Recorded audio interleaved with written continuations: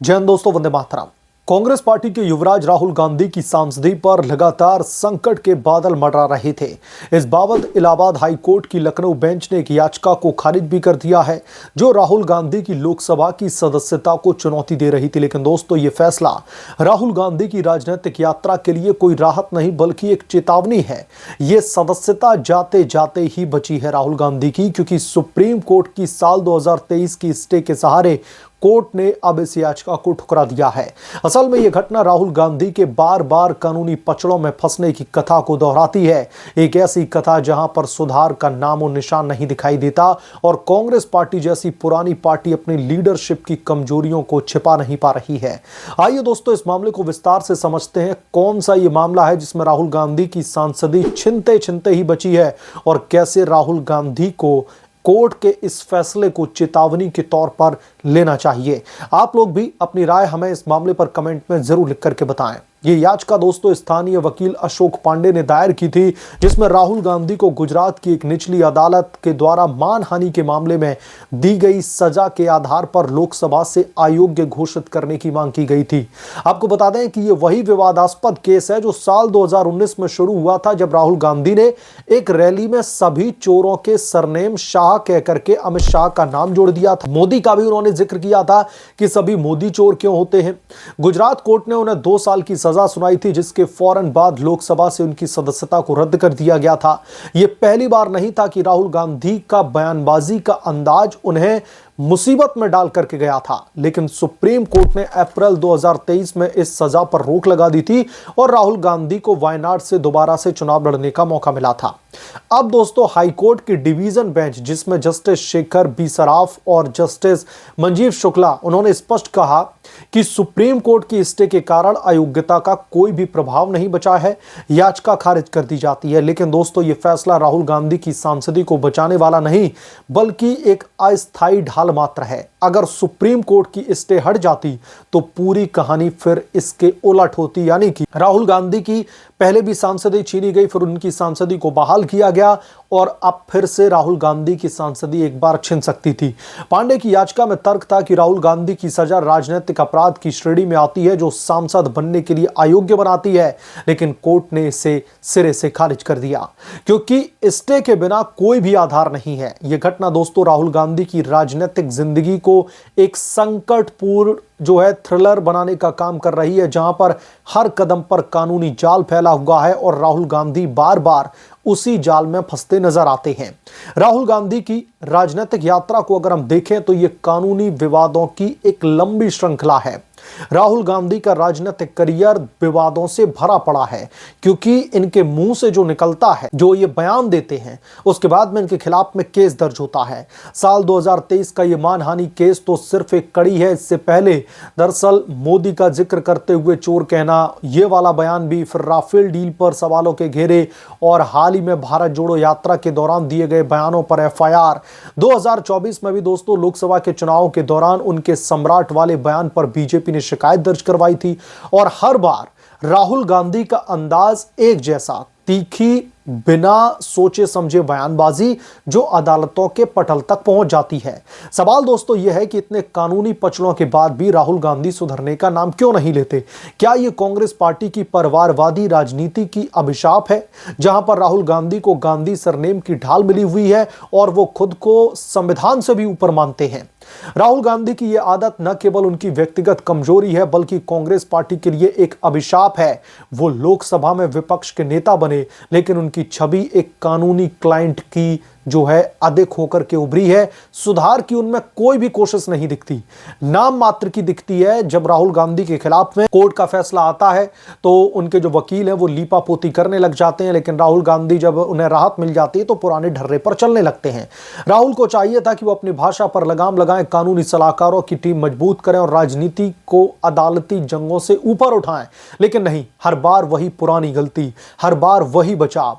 ये न केवल राहुल गांधी की अपरिपक्वता क्षमता को दर्शाता है राजनीतिक तौर पर, बल्कि उनकी नेतृत्व क्षमता पर भी सवाल खड़े करता है। 55 साल की उम्र में भी राहुल गांधी एक राजनीतिक कच्चे फल जैसे लगते हैं, यानी कि जो उनकी राजनीतिक समझ है इतनी एज के बाद भी बेहद ही बचकानी लगती है, जो वो पकने का नाम ही नहीं ले रही। अगर वो सुधार ना लाए तो अगला केस उनकी सांसदी को हमेशा के लिए भी खत्म कर सकता है। अब बात कर लेते हैं कांग्रेस पार्टी की। यह पार्टी जो कभी भारत की आजादी की मशाल थामे घूमा करती थी, आज राहुल गांधी के कानूनी ड्रामों के कारण हाफती दिखती है। कांग्रेस के हाईकमान राहुल गांधी को भविष्य मान करके चल रही है, लेकिन यह भविष्य बार बार कानूनी संकटों से जूझ रहा है। पार्टी का क्या, लोकसभा में 99 की सीटें जीत करके विपक्ष के नेता का पद तो मिल गया, लेकिन संगठनात्मक कमजोरी बरकरार है कांग्रेस पार्टी में। राहुल गांधी के हर विवाद पर कांग्रेस पार्टी की चुप्पी साध लेती है या फिर राजनीतिक साजिश का रोना रोने लगती है। लेकिन सच्चाई यह है कि राहुल गांधी की बयानबाजी पार्टी की इमेज को धूल चटा रही है। कांग्रेस पार्टी की आलोचना और भी कड़ी हो जाती है जब हम देखते हैं कि पार्टी राहुल गांधी को सुधारने की कोई भी कोशिश नहीं करती। प्रियंका गांधी या फिर अन्य नेता क्यों नहीं बोलते, और अगर बोलते हैं तो क्या अंदर खाने बोलते हैं, बाहर तो कुछ समझ में नहीं आता कि कोई उन्हें समझाने की भी कोशिश करता है। क्यों नहीं एक आंतरिक समीक्षा पार्टी में की जाती है राहुल गांधी को लेकर के, बल्कि हर बार राहुल गांधी को बचाने के लिए पार्टी संसाधन झोंक दिए जाते हैं कि राहुल गांधी पे उंगली नहीं उठनी चाहिए। वकील, प्रचार और जनता को बहलाना, ये परिवारवाद की चरम सीमा है, जहां पर पार्टी के हित राहुल गांधी के व्यक्तिगत अहंकार के आगे झुक जाते हैं। साल 2024 के चुनाव में कांग्रेस पार्टी का प्रदर्शन सुधार का संकेत था, लेकिन राहुल गांधी के कानूनी पचड़े इस सुधार को बर्बाद कर देते हैं। अगर कांग्रेस पार्टी राहुल गांधी को अटूट मानती रहेगी तो अगले चुनाव में यह पार्टी फिर से हाशिए पर चली जाएगी। तीखी आलोचना यह कहती है कि कांग्रेस पार्टी को राहुल गांधी से ऊपर उठना होगा, वरना यह पार्टी का अंतिम अध्याय लिखा जा रहा है। जो भारतीय जनता पार्टी का सपना है कांग्रेस मुक्त भारत, उसे बीजेपी कम राहुल गांधी ज्यादा जो है पूरा करने में हेल्प कर रहे हैं। यह घटना केवल राहुल गांधी तक दोस्तों सीमित नहीं है। भारतीय राजनीति में कानूनी याचिकाएं अब एक हथियार बन चुकी हैं।